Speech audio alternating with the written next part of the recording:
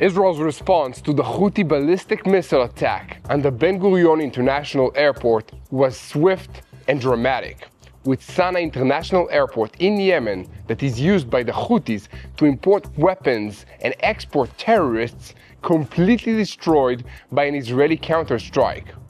Houthi sources are claiming dozens of casualties in the strike amidst reports of panic in the streets of Yemen. This was the second Israeli strike on the Houthis in 24 hours, and we'll have the list of the targets that Israel hit in both of these strikes. However, there was another surprise on Tuesday evening for both Yemen and Israel as United States President Donald Trump announced that the United States campaign of airstrikes against the Houthis has come to an end.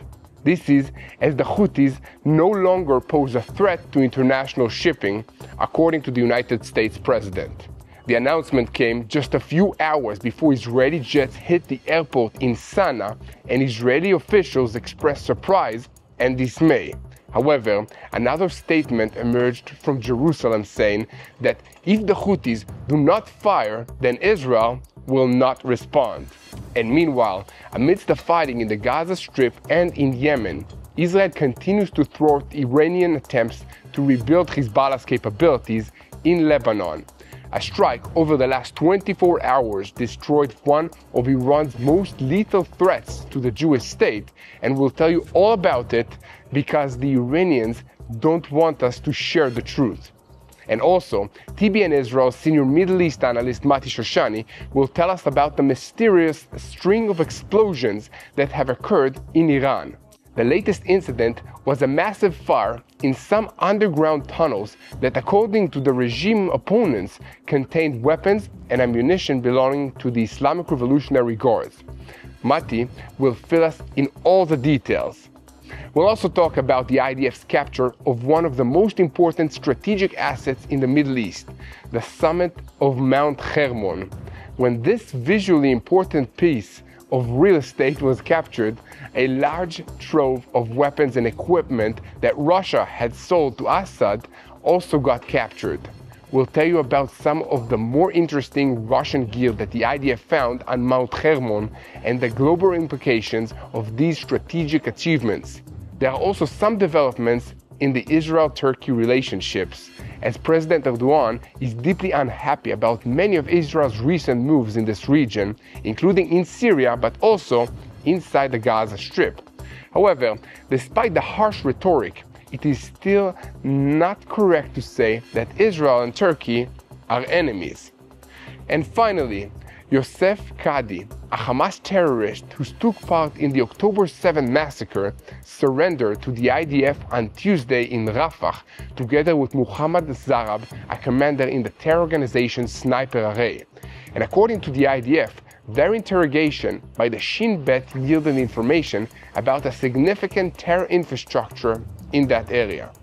So guys, we have a lot to talk about today, so let's dive into the details. I'm Yair Pinto, and this is your Boots on the Ground report about what is happening in Israel on day 581 of the war against Hamas, Hezbollah, the Houthis in Yemen, the Shia militias in Iraq, and all the other armed groups in this region. All of them are acting under the orders of Iran's Islamic Revolutionary Guards Corps, which is the head of the axis of evil in the Middle East. And a moment before we begin, I want to invite you to press that subscribe button if you haven't already, so that you stay tuned to what is happening in Israel, know how to pray, and never miss another episode of Boots on the Ground. On Tuesday evening, for the second time in 24 hours, Israel struck in Yemen. And for the first time since this war began, it struck the civilian international airport in Sana'a, destroying Houthi infrastructure and bringing the airport to a complete shutdown. This follows the Houthi-launched ballistic missile strikes on Sunday morning on the Ben Gurion Airport in central Israel. However, this strike was not merely symbolic to show that Israel will hit their airport after they hit our airport. Like Hezbollah, Hamas, and other Iranian proxy groups, the Houthis make extensive use of civilian facilities to terrorist purposes. The international airport in Sana'a was a civilian facility, but it was also a major regional transit hub for Iranian-supplied weapons and ammunition, with the Houthis themselves receiving much of it. Cargo planes used for this purpose, which were parked at the airport when 20 Israeli jets hit it, were amongst the targets of this strike. This strike on the airport at Sana'a complements the strike late Monday evening on the seaport of Hodeidah. Both operations served the purpose of denying Iran the ability to resupply the Houthis with weapons that they would like to use to attack Israel. But the airport in Sana'a was also used by the Houthis to send terrorists to Iran and elsewhere for training, and now that will be more difficult for them to do because the airport is no longer usable. But it won't stop them from making fiery threats and talking tough. In fact, senior Houthi official Muhammad al-Bukhati declared in a statement to Lebanon's El Mayadin channel after the Israeli strike, "We tell the Americans, the British, and the Zionists that our military actions in support of Gaza will continue regardless of casualties. The aggression will not affect the strength of the popular support in Yemen for actions supporting Gaza. The Zionists crossed red lines and must await Yemen's response." Did you catch that? He says Yemen will respond, forgetting that he's actually a spokesperson for a rebel group that is at war with the internationally recognized government of Yemen. Well, we will not forget, and I hope that you will not forget either.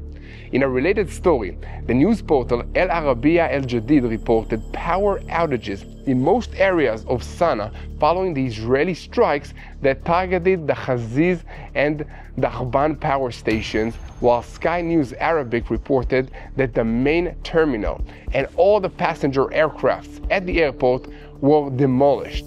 This prompted another Houthi spokesman saying that Israel is trying to change the face of the Middle East. So we will impose a new equation, siege against siege. But that's not all.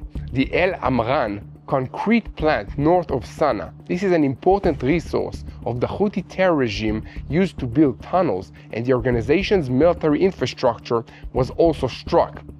Hitting the plant harms the terrorist regime's economy and its military buildup. However, it's important to point out that precautions were taken to minimize the harm to Yemen's civilian population, as is always the case when the IDF carries out anti-terrorist operations and strikes on multiple locations. This includes messages in Arabic to the residents and to the workers in the immediate vicinity of the airport in the hours before the strike, warning them to leave immediately. Some reports in Saudi news portals indicated that these messages induced panic. It's also important to say publicly that this operation was approved by the Air Force commander in Israel and the IDF Chief of General Staff. And according to reports in Arab media portals, it was also carried out in coordination with the Americans, although Israeli sources are denying this. And Saudi reports say that more than 30 Israeli aircraft took part in the strikes on Hodeidah port, while the strike on the Sana'a airport was smaller, including around 20 aircrafts attacking in 3 waves.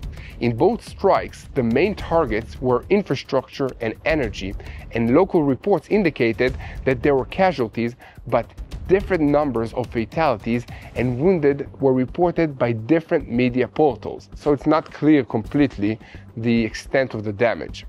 So the IDF spokesperson declared that the strikes were carried out in response to the repeated attacks that the Houthi terror regime carries out against the state of Israel, within which surface-to-surface missiles and unmanned aerial vehicles were launched towards the territory of the state and its citizens. But another statement made on Tuesday was even more dramatic, and it came from United States President Donald Trump. On Tuesday evening, he declared that the Houthis told us yesterday that they don't want to fight anymore. They said they will not fire at ships anymore. They surrendered. They will not attack them anymore. He also claimed, before my trip to the Middle East, I will deliver a very, very important and positive announcement. I don't want to say what about. Senior Israeli officials said in response to that we did not know in advance about Trump's decision to stop the strikes on the Houthis. He surprised us. But it wasn't only Israeli officials who were surprised. A Houthi spokesperson flatly declared that Trump's statement is inaccurate and added that the Houthis have no intention to stop firing on merchant ships in the Red Sea and the Bab el-Mandab Straits as long as the conflict in Gaza continues. I guess we all have to wait and see what's happening next. And not only in regards to the Houthis, in regards to the Middle East and Israel at large. There are also conflicting reports about whether or not President Donald Trump will stop in Israel during his visit to the Middle East next week. The Israeli Ma'ariv news portal quoted an Israeli official on Tuesday as saying that President Trump's visit to Israel is not closed in any way, but there are feelers, and we are definitely taking that possibility into account.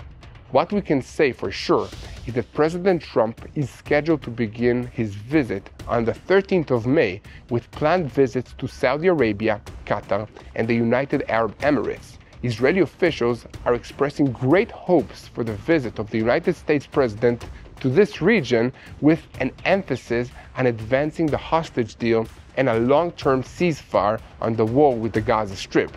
In fact, the Security Diplomatic Cabinet, which approved Operations Gideon Chariots earlier this week, declared that the military action in Gaza will not begin immediately, but only after President Donald Trump's visit to the Middle East, and only if a deal does not materialize. So guys, here at TBN Israel, we will continue to report on every development regarding these issues, and as always, we ask you to help us spread the truth by sharing these videos on YouTube, following us on social media, and most importantly, don't forget to pray and to subscribe to this TBN Israel channel. Now, getting back to President Trump, his announcement that he is stopping the American strikes on the Houthis in Yemen because they surrendered and appears to have been premature, and it might have been the result of a misunderstanding. For sure, the Houthis have sustained terrible damage in the last few weeks, and reports this week include details that indicate some people in Yemen are definitely ready for this to be all over.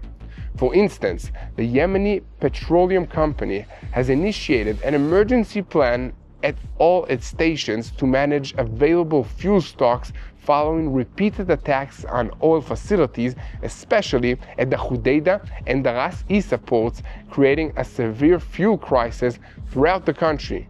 An official statement from the company said enemy American aircrafts struck the Ras Isa oil port in Hodeidah province on the 17th of April. Despite the great damage, the technical team succeeded in restoring the facilities and resuming the operations within only 5 days.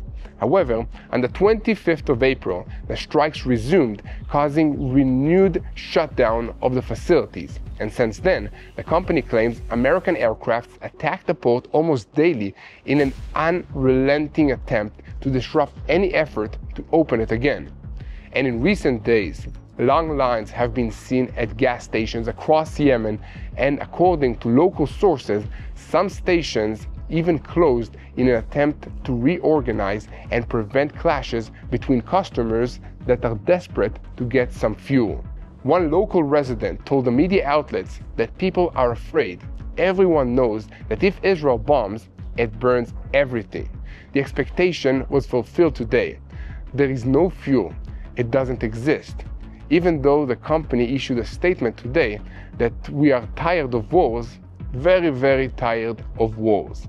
So guys, as you're praying into this situation, spare some time to pray for the ordinary people of Yemen. Their country had been hijacked by these evil and corrupt Houthis and their Iranian sponsors, just as Gaza had been hijacked by the Hamas terrorist organization, and Lebanon has spent much of the last 30 years hijacked by Hezbollah.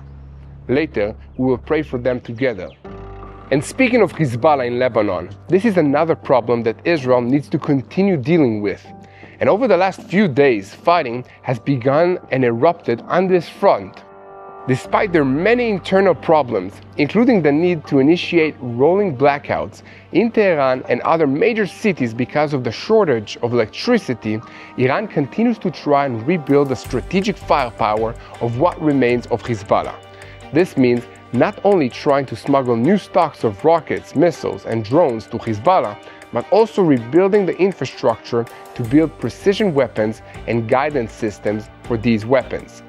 And overnight between Monday and Tuesday, the IDF carried out a massive strike on a facility in Lebanon's Bekaa Valley meant to produce and store these kinds of strategic weapons for Hezbollah.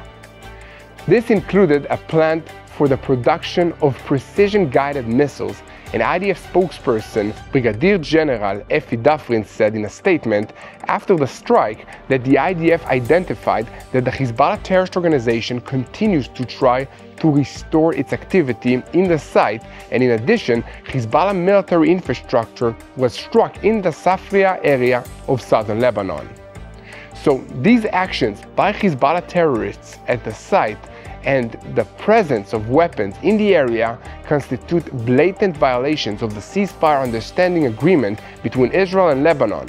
The IDF will continue to act in order to remove any threat to the state of Israel and will prevent any attempt by the Hezbollah terrorist organization to rebuild. So guys, here at TBN Israel, we will continue to report on every development in the northern arena, and in the moment, we're bringing you some details about one of the most important operations in the north that the IDF has carried out in this war. But first, I want to talk to you about something that helped me during my own tour of duty, because Israel is calling up a huge number of reserve soldiers once again. To do their job well, the soldiers need more than gear and training. They need strength, they need focus, they need energy, and they need faith. Like I said, I've been there serving for many days, few months, little sleep, and a lot on my mind. What helped me was prayer and taking care of my body so that I could keep going. That's why I used Vinia. It's an Israeli supplement made from red grape cells. It helps your blood flow better to your heart, to your brain, and your muscles, so you feel more awake, more focused, and more ready to take on whatever's ahead.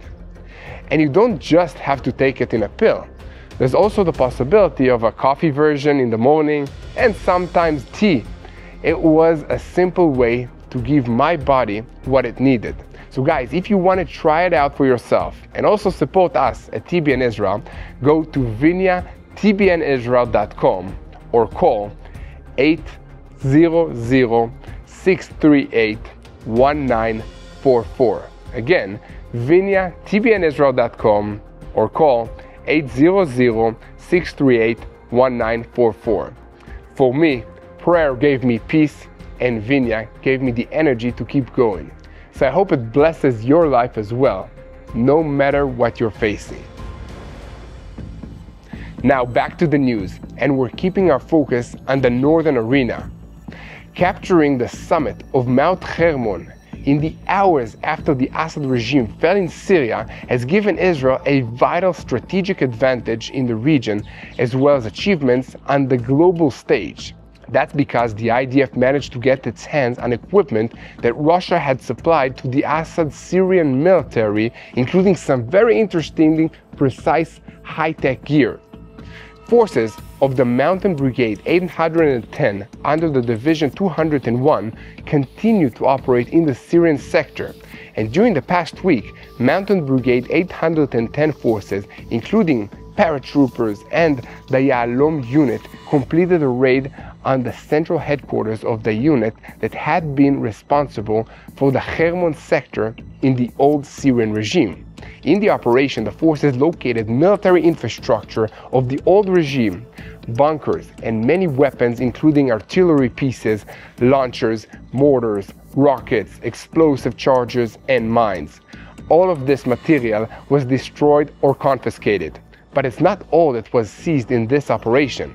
Among other things, the forces found electronic warfare equipment that surprised senior security officials in Israel, in the United States, and also in other countries. Rumor has it that it is an advanced radar system, but anyone who has ever been in any army knows not to take rumors too seriously unless you know for sure how they got started.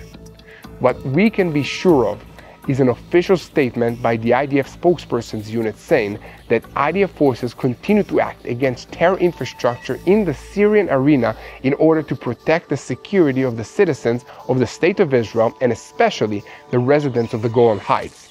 So guys, here at TBN Israel, we will continue to report on every development. So keep spreading the truth, share and follow us. And it's very important for us that you help us share more people with what's happening in Israel so that they will know how to pray for the peace of Jerusalem. Now we turn to TBN Israel senior Middle East analyst Mati Shoshani, who will give us some details about what is happening in our neighborhood, why things have been exploding lately in Iran, and how President Trump's latest announcement might affect this whole region, the Middle East. Over to you, Mati. These have been some incredibly volatile and fast-paced days taking place in this region. First of all, it's been an incredibly explosive season for the Iranian government and specifically the Iranian Revolutionary Guard. There have been more than 7 explosions that have taken place in Iran, most of them unexplainable unless you factor in that a foreign entity, maybe Israel, is involved in blowing up the facilities. Not only that, a series of attacks has taken place where Israel or the Israeli Air Force is attacking the Houthis in Yemen. And just last night, President Trump calls for, well, it seems almost a unilateral ceasefire with the Houthis. So things have been moving here at a breakback pace in this region. Let me break down some of the significance of what's been happening. First of all, to remind everyone, we've been at a almost stalemate position between the US and the Iranian regime. And it's been that way for several weeks where they go back and forth with negotiations, all the while trying to bring the Iranians to a place where they give up, they secede their desire to push for nuclear military capabilities. And in that time, the American government has placed an incredible number of forces on their borders, threatening to take military action if the negotiations don't bear fruit. And we're at a point after almost 3.5 weeks of almost direct negotiations between the US and the Iranians, where suddenly the Iranians seem to be backpedaling, pulling out of that agreement. And Israel at the same time, or someone aligned with Israel, has been carrying out a series of explosive attacks inside Iran proper. What have those attacks been? They've been against factories that have a civilian semblance, but are very likely connected to the manufacturing of or drone parts that are used against Israel, or missile parts to be used as ballistic missiles or provided to the Houthis or directly used against Israel. So here's where it gets really, really interesting. The Iranian government initially directly blames Israel for carrying out those attacks, and then several days later says we don't know why this is happening. All the while, they're semi-negotiating with the US entity or the US government, and they start pulling out of that agreement saying we don't want to proceed because we don't see any benefit in it for us. Now, we saw this coming. We knew the Iranians were going to refuse to a certain degree to give up all nuclear capabilities, and the reason for that is that they can't afford to lose that much face with their own people, because the external American pressure hurts them dearly when it comes to their prestige, to their perception of power, the perception of control within Iran proper. So that's Iran, a very long series of mysterious explosions that are taking place within the country. Everyone knows that Israel or Israel's allies are behind it, although Israel hasn't officially claimed any responsibility. And then to top this off, things are heating up with the Houthis. Now, the Houthis just a couple days ago launched a missile that landed just outside of the Israeli main airport, the Ben Gurion Airport. They claimed responsibility. And then Israel strikes, our Air Force strikes repeatedly within Yemen, bringing an incredible amount of damage to infrastructure in the country and to manufacturing or storage plants that are related to the Houthi rebels. And then it gets even more interesting.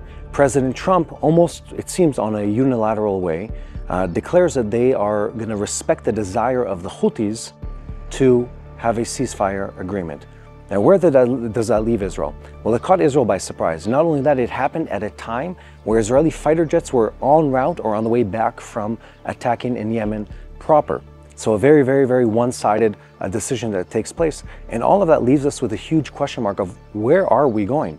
Because we seem to have lost the cohesion of the message of what is going to be done with the Iranians and the Houthis. Up to this week, the US and Israel had sort of a joint front against these enemies. It was clear that we were pushing for a negotiation. It was clear that the negotiation needed to end with the Iranians being fully dismantled from all their nuclear capabilities and to scale back on their proxy warfare attempts, and at the same time have the option of the military action on the table. And this last week, I feel like we've split ways. The US is pushing stronger and stronger towards an agreement, and Israel has become far more aggressive in its actions against the Iranians and the Houthis. This is where things get really, really interesting. President Trump declares victory over the Houthis and says that they've sort of asked the US to cease fire. And the Houthis make a very, very interesting response. They say, yes, we want to cease all acts of aggression against the Americans, but at the same time, we're not stopping any acts of violence or attacks against Israeli or Israeli-related targets. And not only that, we won't stop until we completely bring an end to the violence that is taking place within the Gaza Strip. So where does that leave us? The US on the one side says that we've had an agreement with the Houthis and they're asking for a ceasefire.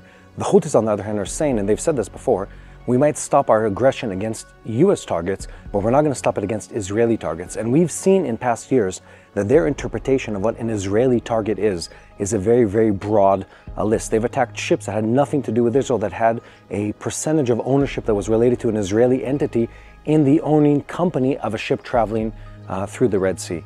So again, they never really promised to stop the violence. And that leaves us at a place where we're now looking into the future and saying, what does this agreement look like?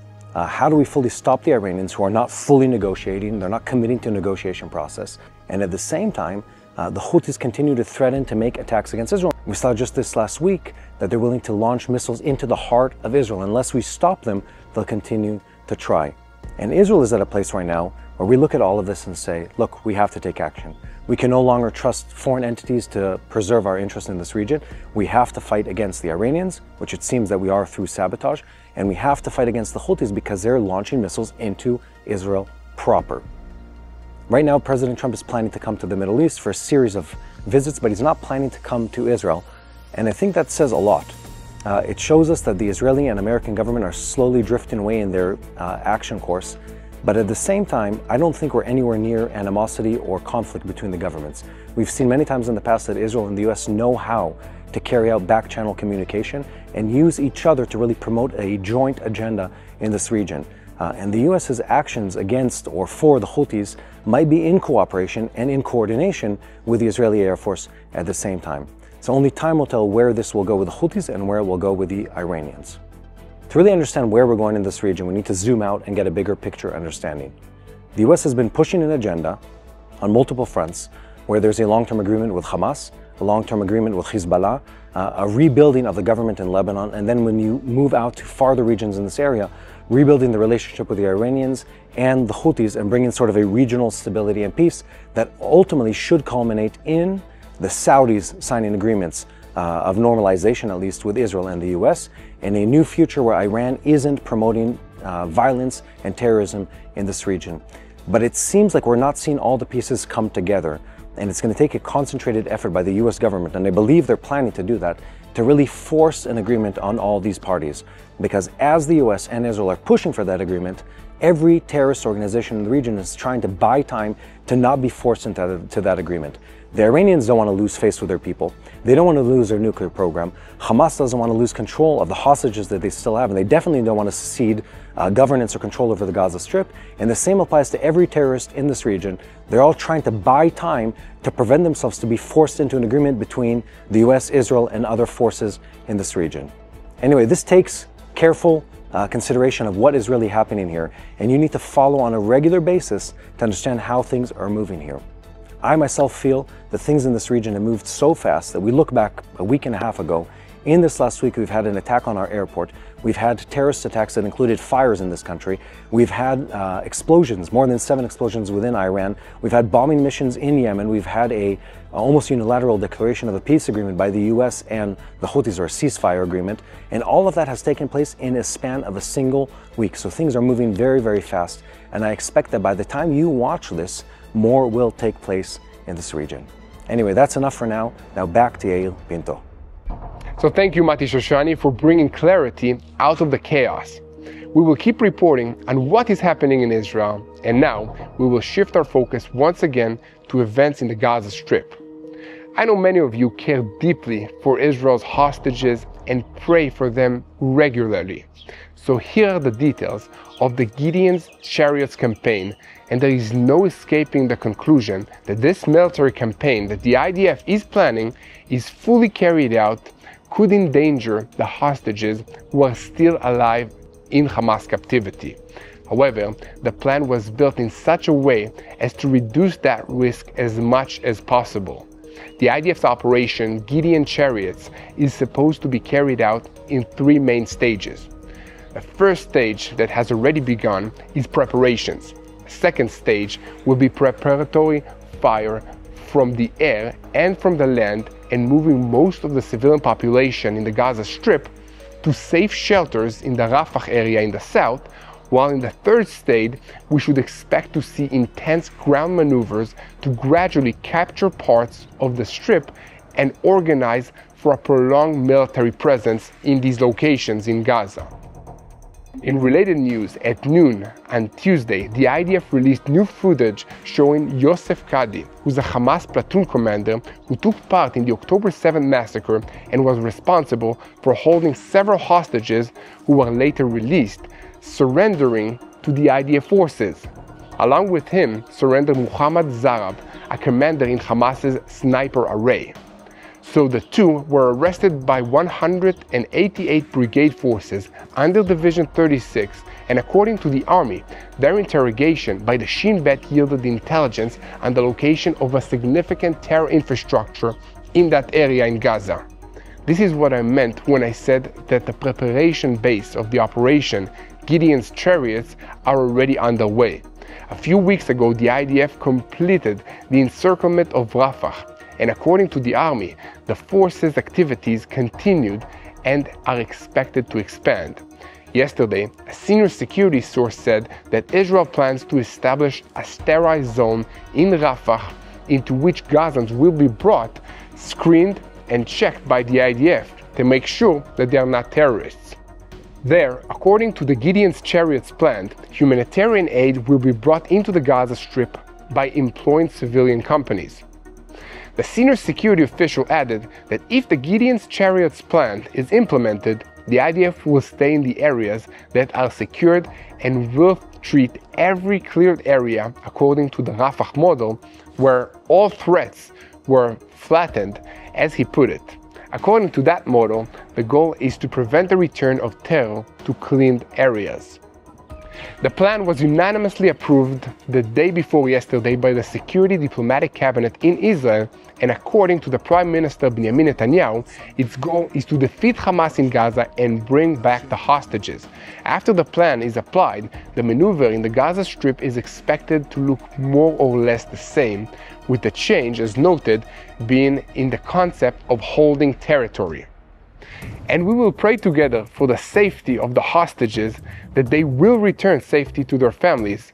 So let's unite also in praying for all the soldiers, all the citizens of Israel and also around the world, that they will be safe in all the situation. And let's unite in prayer for the peace of Jerusalem.